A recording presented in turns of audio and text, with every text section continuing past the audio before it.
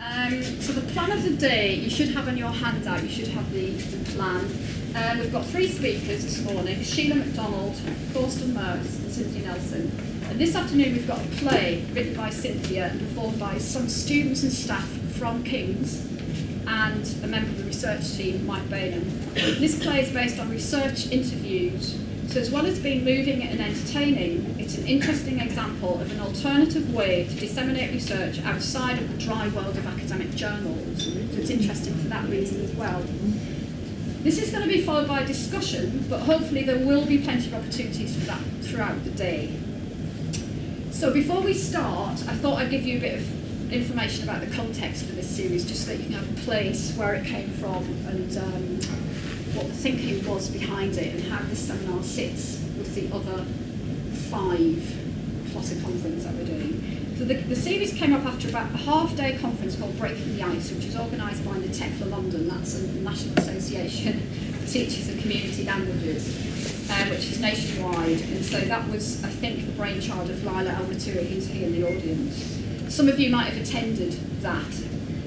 On the handout, I've got the chronology wrong on this, so apologies for that. This was followed by an interesting and at times heated debate on an ESOL research email forum that a lot of us participate in. And the themes which emerged in that discussion were very complex ones about the role of ESOL, about disclosure, about cultural pluralism, about rights and representation, and it generated a huge amount of interest. ESOL, it seemed, was an ideal forum in which to explore contemporary questions which affect all of us and stretch way beyond the classroom, in our opinion. So a few of us, Mike Bainham, Lila El-Maturi, Sheila MacDonald, John Gray and myself, got together to explore these themes a bit further and to see what we could do in terms of setting up some kind of research project. We managed to secure some funding from the ESRC and we came up with themes for 5 seminars. Full accounts of these are gradually being added to our website, so do have a read of those if you'd like more details. That's on some of the handout we gave you. So in Seminar 1, we looked at the legal frameworks regulating the lives of those identifying as LGBT, in particular the 2010 Equality Act and how this impacts on education. The Equality Act identifies a variety of settings, including education, in which discrimination on the basis of 9 protected characteristics, as the Act calls them, such as sex, race, disability, sexual orientation and so on, is deemed illegal. Of the 9, 3 of these are directly relevant to sexual diversity, sexual orientation, being in a civil partnership and gender reassignment. In turn, Ofsted, that for overseas visitors, that is the body which inspects the standards of education in schools and further education colleges, not universities, so up to adult education but not universities, Ofsted. People usually boo when we say Ofsted, but that's terrible.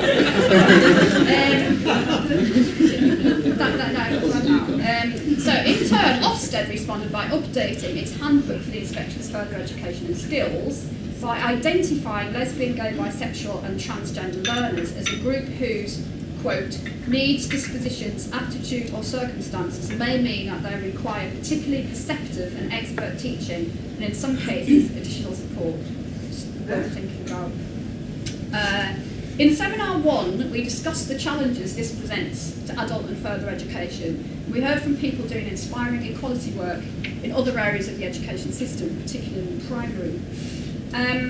The second seminar was about sexual migration, as it's termed in the literature. The complex trajectories of sexual migrants and LGBT asylum seekers who might well end up in our ESOL classes. We discussed the multiple reasons why LGBT people might have for leaving their homes and settling elsewhere, and the issues affecting them upon arrival in their new countries of residence. Today's seminar is about classroom experience, which I'll come back to in a minute. And the fourth, which is going to be in Leeds in November, is going to be about religion and sexual diversity. We'll explore the experiences of gay people who practice a religion and also look at questions such as how sexual citizenship can be reconciled with the rights of people who are members of faith groups and who are or are sometimes uncritically presumed to be antagonistic to LGBT identities. The fifth seminar will be here at King's again next year and will be about representations in the media, textbooks, pedagogy materials, and so on. Amongst the speakers, we'll have the sociolinguist Deborah Cameron and our colleague John Gray, who's done a lot of work on representation in global ELT textbooks. Finally, in the summer of 2015, there'll be a conference at the Institute of Education that will bring all these things together. So, we've got lots to do for the next year or so. So a lot of questions have already arisen about classroom practice in the previous 2 seminars that we've already had. And no doubt more will emerge today. Here are some of them. What experiences do we already have as a sector with LGBT issues in our professional lives? What challenges are there institutionally, personally and pedagogically? How do we avoid this being just another Ofsted directive applied top-down on an already stressed workforce? What is the best way to properly address LGBT identities and themes in the ESOL classroom? What are the barriers, the risks, the opportunities? What kind of pedagogy is best suited to exploring serious issues of real import in the lives of teachers and students? What support do teachers need? And how can we link in with others doing this work, both here and overseas? And so far in the other seminars, we've heard from quite a few people who are from outside of ESOL who've helped us develop a framework for our thinking. We've had barristers, Ofsted inspector, activists from other parts of the education system, sociolinguists and anthropologists. In the first 2 seminars, complex philosophical questions emerged alongside the more practical ones. Some of these questions were, for example, are some of the discourses emanating from the legal framework and government support for same-sex marriage and so on, creating a new conservative sensibility amongst some lesbian and gay people, a new homonormativity which rejects other forms of difference and alienates those who, for whatever reason, remain outside of its boundaries? Do the discourses of rights based on a humanitarian ideology keep asylum seekers and migrants locked in a position of victimhood long after migration? And is ESOL complicit in this in any way? So as a sector in the UK, I think we're just beginning a dialogue about some of these questions, although a lot of us here today have been thinking about the social, cultural and political dimensions of ESOL for a long time. Some people have done a lot of work on LGBT issues in education and in ESOL. Some might have not thought about it much before, and some of us, myself included, kind of somewhere in the middle, wishing to deal openly and head-on with questions about sexuality, but still feeling that slightly anxious knot in the stomach when it comes up, and we make a snap decision about whether to move on with the lesson plan, teach a bit of grammar, or let a topic emerge and see what happens and see where it goes. And I know that the speakers are going to address these kind of very particular questions that arise for teachers in their talks, and the play in particular looks at this in a very interesting way. So we hope that today will give us some time and space to explore these questions and these pedagogic opportunities a bit further. There's 2 things that we're going to ask you to think about during the day, nothing too difficult. The first one is, as we're going through, we'd like you to think about 3 things. Anything that pops up that occurs to you as being particularly memorable, anything that pops up that occurs to you as being particularly noteworthy, and anything that occurs to you as being particularly problematic. After the play, we're going to have a little chance for discussion in groups to talk about those 3 questions.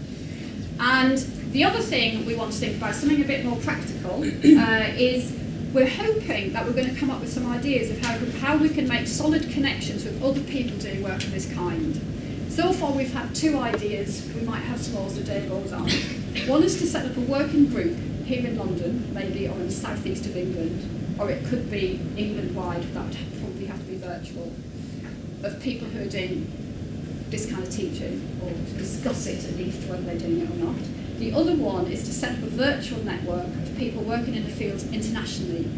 This has arisen from conversations with Cynthia, who's in Sydney, who's done a lot of work in queer pedagogy and ESL and so on, and receives multiple emails all the time, of which she can't answer, from people doing this kind of work in quite amazing far-flung places, and we suspect that they may be the only ones in wherever they're asked to come from. And so we are thinking that might be a kind of practical, sensible thing to do, to set up a website to be able to connect in those people and have a kind of holding space, at least. So that's a thought.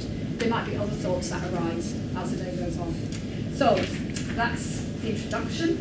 And I'm going to hand over to the first speaker, who is Sheila MacDonald, who has been, until very recently, an ESOL tutor with Kent Adult Education. I say very recently, it's like last week, right?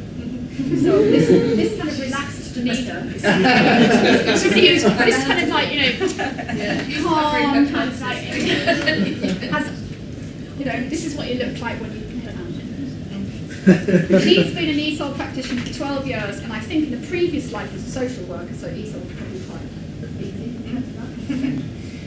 She's recently completed an educational doctorate at the University of Sheffield, which was a critical feminist analysis, a study of learning English through adult education in the lives of women with bi and multilingual children, an important addition to the study of the social, cultural and political aspects of language learning, which is still somewhat neglected in studies of language acquisition and so on. Recently, she's been researching LGBT issues in ESOL teaching and learning. This seminar series being one of the things that she's been involved in, but also with a piece of research funded by ESOL Nexus, the British Council, which she's going to be talking about, which was a joint piece of work involving Mike, John and Lila as well, and that's what she's going to talk to us about now. Thank you.